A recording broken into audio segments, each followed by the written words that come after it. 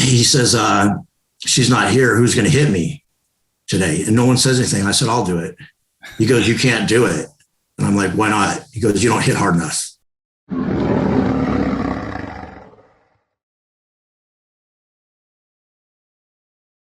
Now I know you're gonna talk to us now about like basically you guys restarted a gym in San Diego, and your wife and you basically got to an agreement where you spent 2 years in prison. I really want to talk to you about that, but before we skip over the kidnapping, because kidnapping is such an interesting thing. Pablo Escobar created an organization in his country, Colombia, called Death to Kidnappers in I think the 80s or 70s, because there were so many kidnappings in Colombia, it was destroying people's lives. Mexico is also notorious for kidnappings. And really, what I wanted to talk about is the crazy amount of trauma, how it affected you psychologically afterwards. Because if you remember in the 70s, there was that Getty guy. He went to Italy and he got kidnapped by those mafia, the 'Ndrangheta people. They cut his ear off. Remember those stories when you were young? They would say, if you get kidnapped, they'll send your ear out. It was all because of that Getty guy. He got his ear cut off. And he was held by the 'Ndrangheta in Italy for only a few months, maybe a year. After that experience, man, he was only in his teenies, late teenage years, early 20s. He ended up a drug addict, couldn't control it. By his 40s or mid 40s, he became a paraplegic because of a stroke from the drug addiction. It just destroyed the man's psyche and life. Just those few weeks of being held captive. How did you recover mentally from that level of extreme stress that changes one's life? I mean, and how do you compare it to those years of prison, getting into fights, fear over your life constantly? And how do you work on recovering from both of those things? So, to be honest with you, I think that being in prison for so long when I was young was what enabled me to survive that, because I had already developed that ability to shut off my emotions. Like I can just shut them off and feel nothing, like go numb. So when they had me, like I said, I was terrified for the first few days, but after that, I just shut off. I just went in survival mode and just felt nothing. And like when I first got out of prison when I was young, I think it took probably a few years just to be normal. And I didn't even know what that meant, what normal. What I meant is I just didn't feel anything. So I was really good at selling knives, at selling anything, because I didn't care if somebody said no. Interesting. Didn't matter to me, I could just close and close and close. And if they said no, I just keep closing anyways. So after the kidnapping, you didn't deal with a particular difficulty emotionally for the next few months, just because of fearing for your life like that. You were already toughened up by the years of prison and jail and all that kind of stuff, huh?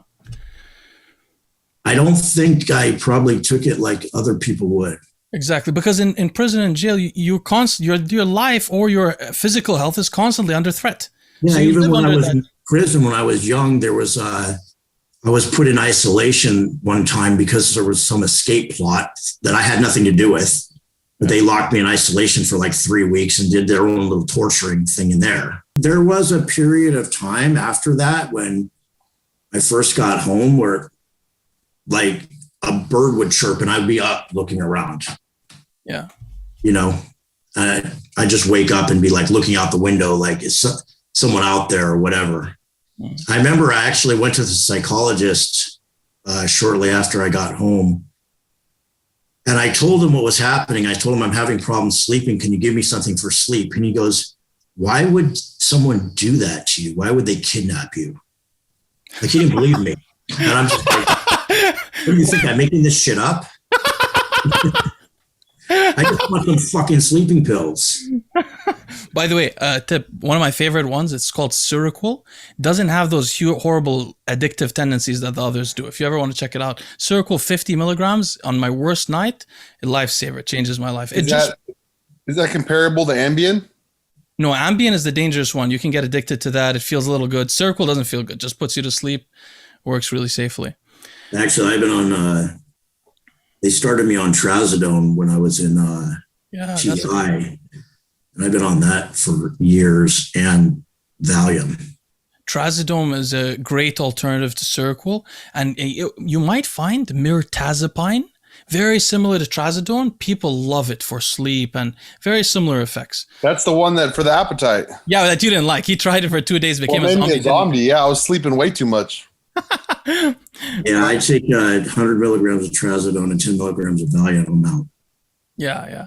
So, Larry, I didn't know this, but you reopened your gym, but not in San Diego. It's in the Valley, isn't it? Ventura, actually. Yeah, I was living close by to that a year and a half ago. I had no idea you were there. I was next to Scott's gym, which, by the way, brings up an interesting topic. So you and Scott have been longtime friends, but you guys slightly don't like each other. What's the deal behind that? I don't know how much we can get into it, but it's just funny to me because you're both nice guys and Scott's a little bit argumentative. So he was like my workout partner for like a few years. And I'll just put it this way. We had a disagreement over some money. And I just told him to fuck off, basically. And then, then after I got out of prison, I ran into him at Venice Beach and he like ran up behind me. Like, I think he was going to like try to hit me from behind. And I turned around and I saw him coming and I was standing there with my dog. So I just got like this, ready to hit him. I cannot imagine Scott running behind you trying to hit you with a leg. I like the crowd moved and I just felt like something was, I turned around and here's Scott, 330 pounds coming towards me. So I backed up and I went like that. And he's looking at me and I'm like, don't fucking do it. I'm thinking, I'm just going to hit you right in your forehead and knock your ass out. And then he goes, we just need to talk. And so we talked and then we kind of squashed it. But the way he said it is, we just need to talk. Like it's like 3 decibels lower than any human's voice. Yeah. So then we kind of squashed it. We were okay for a little while. And then I went back, when I went into TI, a bunch of shit went down with him and my wife and my gym. And I was just like, fuck this guy. So Larry, tell him the story about how he had you hit him. So this is kind of funny. He's not going to like this. So this is earlier when I was training with him. And like, I literally trained with him for like 3 years. Like I was the only one that would show up all the time. But he would have these bench press sessions and there'd be like 10 or 15 guys would show up to bench press on 2 bench presses. And he has this ritual where his wife slaps him before he does his heavy lift. So one day we're getting ready to bench and his wife wasn't there. And he goes, whatever her name was, I forget. She was like Filipino. Yeah, Asian. He says, she's not here. Who's going to hit me today? And no one says anything. I said, I'll do it. He goes, you can't do it. And I'm like, why not? He goes, you don't hit hard enough. I said, I'll hit you hard enough. He goes, no, you've tried it before and you didn't hit hard enough. I'm like, no, you've never let me. That's exactly Scott. 20 guys and looking, he goes, I never let you. I go, no, you've never let me. And then so he's looking and like everybody's listening. He goes, okay, you can do it. Yeah. So he stands there like this in front of the bench press. And the routine was 1, 2, 3 slaps. So I went 1 and the second one, I just got airborne while my palm went right in his freaking side of his head. Oh, shit. He dropped straight to his knees. Oh, shit. And he freaking goes like this. He got his ear. And he goes, no, I didn't hit him in the ear. I hit him right here. Oh, okay. And he goes, he hit me in the ear. And he gets up and I'm just waiting for him to like do something. I'm thinking, okay, we're going to fight now. Yeah. And his main workout guy, buddy, goes, he didn't hit you in the ear. He just hit you really hard. He just dropped straight down. That's so and then afterwards he goes, if you ever hit me that hard again, I'll kill you. Yes, that's Scott. By the way, this story is very accurate. I can tell. That's Scott often is influenced by the crowd also. So like if he said you didn't do it in front of the crowd and he sees other people notice, he'll be like, no, I got to do it now. I know exactly how he is. That's so funny. Yeah, Scott's a cool guy. Scott's quite a character. Very unusual. I don't think I've ever met anyone like him.